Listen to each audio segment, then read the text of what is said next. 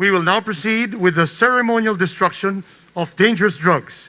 May we request the presence of our dear President Rodrigo Roa Duterte, together with Police General Debold Encinas, Chief of the Philippine National Police, PDEA Director General Wilkins M. Villanueva, and other stakeholders of the National Anti-Drug Campaign for the ceremonial placing of the drug evidence inside the pyrolysis machine.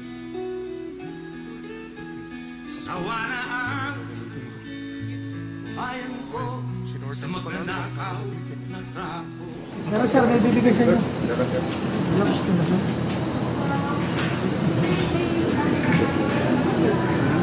Wilkins, magkano ito? 1 kilo sir is 6.8 million. We shall now explain the process of the destruction of dangerous drugs. After the drug case is filed in court, the court shall order the conduct of ocular inspection of the confiscated, seized, and surrendered dangerous drugs. Generator to? Generator? Pareho itong ginagamit sa tao?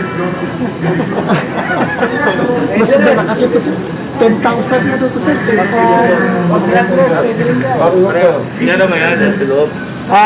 Ito sir, yung mga expired na gamot. But lahat ito sir na nandito. Ipapasok sir lahat dito. 1.35 tons of dangerous drugs. Ito yung ginagamit ni Encinas. Ito rin ginagamit niya. Pareho lang gabang buwis ng tao.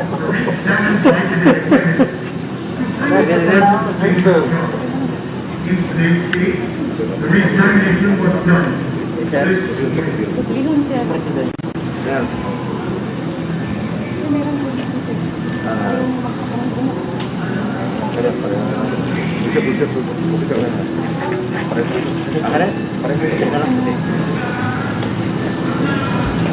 After the taking of representative samples, the bulk evidence is placed inside the thermal chamber. It is then locked and secured by PDEA security officers. The end product of thermal decomposition is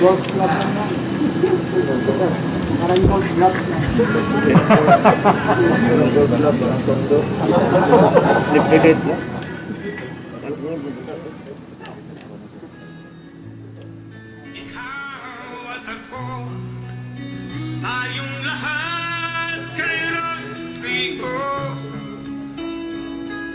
Duterte para sa tunay na pagbabago. Why am I here? I am here because I love my country and I love the people of the Philippines. Ikaw at ako, tayong lahat kay Rodrigo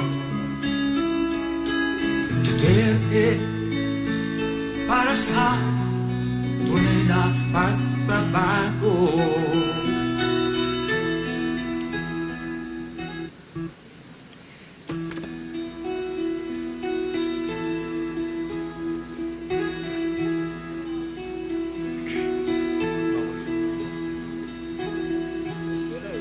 Ikaw ang pangulo para sa pagbabago. Sawa na ang bayan ko sa magnanakaw na trapo.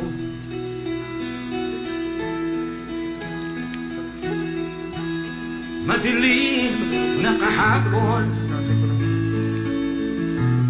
ikaw ang mag-aahon sa piling mo. Yung parang sapi, bag, Yes sir. galing Malaysia. Galing sa Golden State. after the destruction activities of dangerous drugs force. Hinahuli mo naman ako sa Johnson daw, ano? Yung ginawa sa Davao, yung Yung ano sir, yung pareho yung cocaine sir sa Davao. The representative sample May nakuha sa Johnson sir 400 grams. Doon sa refrigeration ano pa rin sir. Ilang breaks? 1 lang. 400 lang sa isang sir eh. Parang naiwan na. Parang yung paras dati na Iwan na napapagawa. sa Papunta Davao sa Wanamera ito. Kasi yung doon dito sa Port Dicho. Ang Sony Norman. Pero sabi nila, parang hindi daw nag-pick up sa Singapore dapat yun, no? Hindi yun sa Pilipinas. Hindi sir sa Pilipinas. Parang ano pa rin sir na iikot sir yung van all throughout. Tapos somewhere pipilitin. Pero sa una sir na nahagbong sir. Okay, yun. Yes sir, cocaine.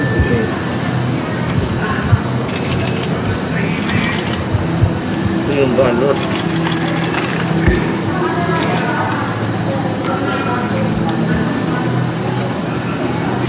Ang pangalan niya sir is Juan Lina. Ilagay sa T. Yes sir, tibak sir.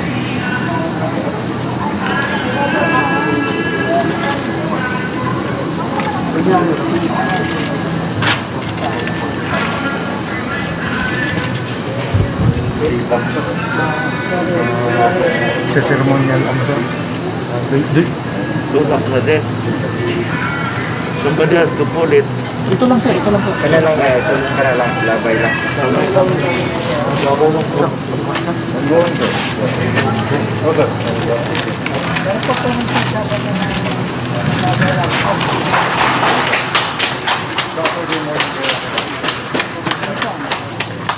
Kindly sit down. Thank you.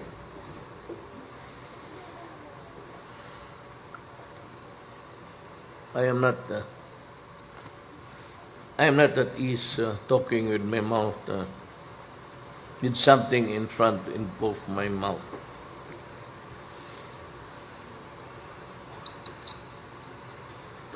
Ito sa panglayo, hindi sa pagbasa. I am pleased to join the distinguished officials and personnel of the Philippine Drug Enforcement Agency, the Philippine National Police and other law enforcement agencies, honorable judges, public attorneys, my fellow prosecutors, and other invited guests who are here to celebrate another milestone in our war against drugs. The destruction of these assorted drugs is an affirmation of our determination to put an end to this menace that has caused immeasurable harm to millions of individual users, destroyed countless families, and continue to threaten the moral fabric of our society. Let me take this opportunity to acknowledge the coordinated efforts of PDEA and the PNP, which led the seizure of more than 7 billion pesos worth of dangerous drugs that we destroy today. This adds up to more than 56 billion worth of illegal drugs that were already seized after more than 180 anti-illegal drug operations since the beginning of my administration. We will continue to work even harder, not only to suppress the supply of narcotics in our streets, but also to prevent our country from being used as a transshipment point for illegal drug trade in the Asia-Pacific region. Let me emphasize that our law enforcement agencies and the operatives, despite the extraordinary circumstances caused by the COVID-19 pandemic, these criminals do not cease in their nefarious activities. We must therefore remain steadfast in our campaign, not only by intensifying our operations against drug trafficking, but also by reforming our criminal justice system and addressing the root causes of drug abuse and dependency. I am asking the brave men and women of our law enforcement agencies, the prosecution service, and the judiciary to never waver in their difficult yet rewarding tasks. We already accomplished a lot in the past 4 years, and we can accomplish more in the next years to come. Ending illegal drug trade means securing the future of our nation. Together, let us make a drug-free Philippines the greatest legacy that we can leave behind to our children and the succeeding generations. Before I say salamat po lahat, I'd like to just give you my own part of the narrative of this afternoon.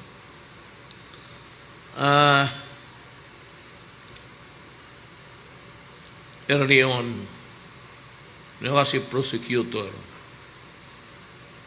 Nakita ko na nung as early as 25 years ago kung gaano kahirap ang labanan sa droga. Yung mga kaso ko sa korte,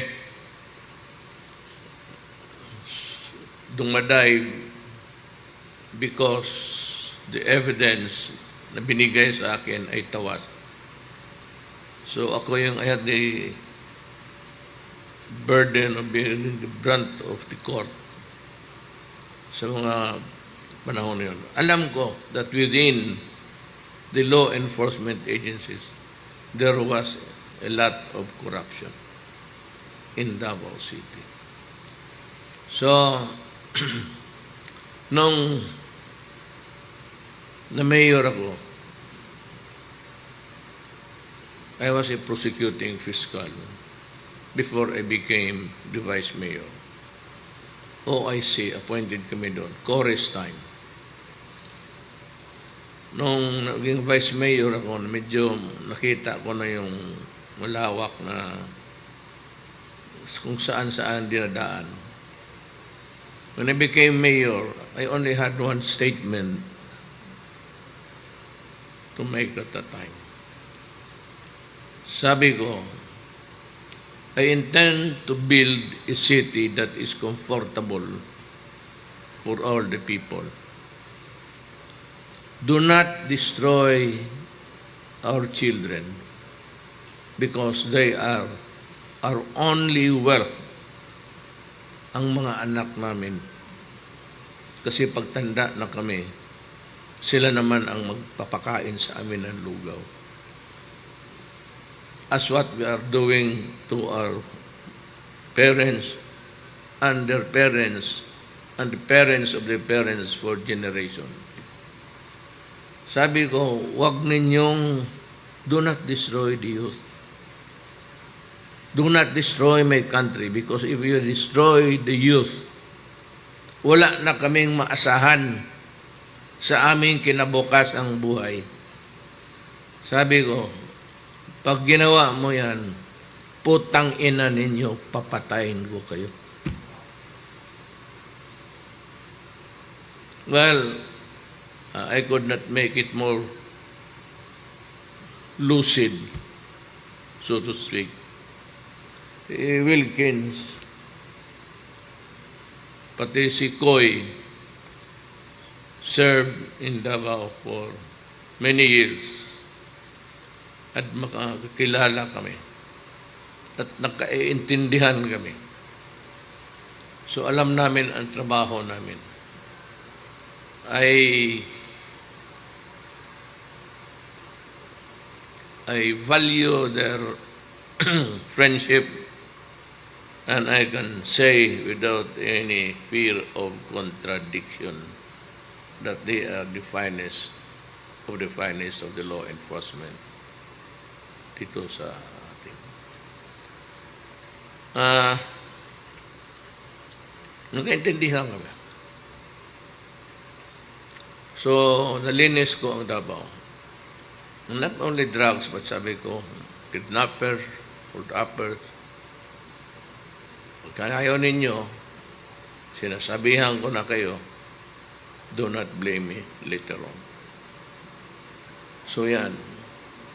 So that brought me to the portals of the human rights. You know, human rights, as I've said before, you are preoccupied with the health and life of the criminals who are the drug pushers and the drug lords. Me, as mayor and now as president, I have to protect every man, woman, and child from the evils of drugs. Ayaw ninyong maniwala, kayo, basta sinabi ko, ang laro dito, patayan. Because, kita mo naman, marami naman akong pulis na patay. It's not a minimal number. I have lost pulis, kaya ako ganon sa kanila. So si Wilkins pati Isaiah, pag sila ang namatayan, ganon na lang ang galit ko kung bakit namatay yung pulis o yung taga-pedeya. Nakala ko ba kayo ang mag-grade, kayo may armas? Eh di puta, barilin na lang ninyo. Any overt act, baski in the act of magbunot, baski wala pang baril na kita. If that hand wriggles into the waist, means to the baril yan. At lahat itong mga durugista may baril. May pantabla na yan talaga sila. Kaya, to this day, I say to the human rights, don't give a shit with you. My order still the same. Kaya kung ayaw nila, palamin nila kung saan, ako na mismo. Kasi galit ako. Let me just stick to one topic dito sa droga. Itong 5, isang pamilya. Pag tinamaan itong tatay, wala na. Ang nanay, 3 anak, babagsak yan dahan-dahan. Away, kung ano-ano na lang, nagbubugbog ng anak, nagbubugbog ng asawa. The family becomes totally dysfunctional. Tapos, ang asawa, maghanap ng paraan para makapag-aral ang anak niya, mapakain niya. She is forced to go to the recruiters. Itong mga ulol naman sa human trafficking. Isa pa rin yan, mainit ako masyado dyan. Ilagay ko kayo sa listahan, mga hamak, magpunta ng abroad. Maiwan ang bata, teenager, yung isa, ibigay na lang doon sa tatay. Ultimately, magsabog-sabog yan. Ang tatay, may trabaho at magkano silyo niya? 300 a day, 500. 200 yung isang tira. Ewan ko magkano ng street level. Wala, sasabog yan. Itong asawa magpunta ng Middle East. Hindi naman sa lahat ng lugar. Pero there are places in the Middle East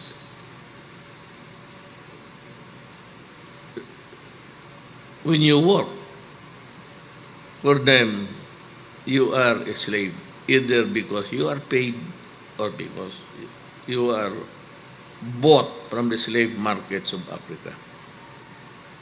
Pagkatapos noon, ayun, trabaho na siya, rapin pa, tiisin niya, sikmurain niya, tanggalin niya, ilang beses yan sila magpa-abort niyan. Bugbog ang katawan niya. Ngayon, itong tatay maglasing, kung anong gagawin, mag-gangster, magnanakaw, ang mga bata, wala na. Either pupunta rin sa droga o kawawa dito sa isang pamilya. Multiply it with so many thousands in our midst. even here. Hindi ko ang lugar. Kung may isang pamilya lang, kada bahay tinamaan dyan sa squatters area, problema na ng society. Hindi lang yan, masakit para sa akin. Kaya ako, wala akong pakialam dyan sa human rights. And I'm telling the law enforcement, the uniform, the person, do your duty. Do it in accordance with law. Pero be alert and be wise. Alam mo, konting pagkamali lang, barilin mo na. Because if you are not maunahan ka o maalanganin ka, naletse na. I will assume full legal responsibility. Akin yan. Yang human rights, ako ang magharap niyan, hindi naman kayo. Ako ang kung saan nila gustong, sabi ko pagkatapos ko ng presidente. Fine. Sayang naman pinagpraktisan ko sa korte, putang ina kung hindi ko libre ang sarili ko. I know, remember, I never mentioned any particular name. I said, go out and destroy. Yan, sinabi ko dito sa dalawang ito. Go out in the city and destroy the apparatus. Sabi ko. Do not kill intentionally or killing that's murder. But kung may baril at nakabunot pa lang o nasa baywang na, barilin mo na. Kasi bubunot talaga yan at ikaw ang mamamatay. So that's my only message to you. Huwag kayong matakot. Ako ang harap na. Akin yan. Kung sa Bisaya pa ang santak, akin yang antog. That's mine. And mine alone. So, ganon ang guidance ko sa inyo. But as far as you can really do it in accordance with law. Pero pag naalanganin ka na o you suspect na maunahan ka, patayin mo na para tapos na. One less idiot in this world. So yun lang ang message ko sa inyo. I salute you for your undying patriotic fervor. I salute you because you understand the problem and because you worry about your country. I salute you because tayo lahat sa gobyerno magkasama. And we protect each other. And I will protect you. And if you are in prison, nagbarilan lang kayo, nagbunutan kung sino lang mauna. Kasi there's one lady who said na yung may nagbarila na police na she commented na kung ang baril nandiyan pa sa holster, meron bang agresyon? Hindi. Walang agresyon galing sa law enforcement. Ang agresyon mag-umpisa doon. Kaya kung yung may holster, barilin mo na. Talagang bubunot yan. Otherwise, bakit mag-holster yan ng baril? Or if there's an overt act of parang magbunot, unahan mo na. Mamamatay ka talaga sa laro dito. You have to be, I said, street smart, alert, brave. Total ng buhay, ganun lang naman kung panahon mo naman talaga. Kasi alam mong iwat. Trabaho lang. At kung magtrabaho kayo ng gusto, ako'y magpapasalamat sa inyo. Maraming salamat. Thank you very much to our beloved President.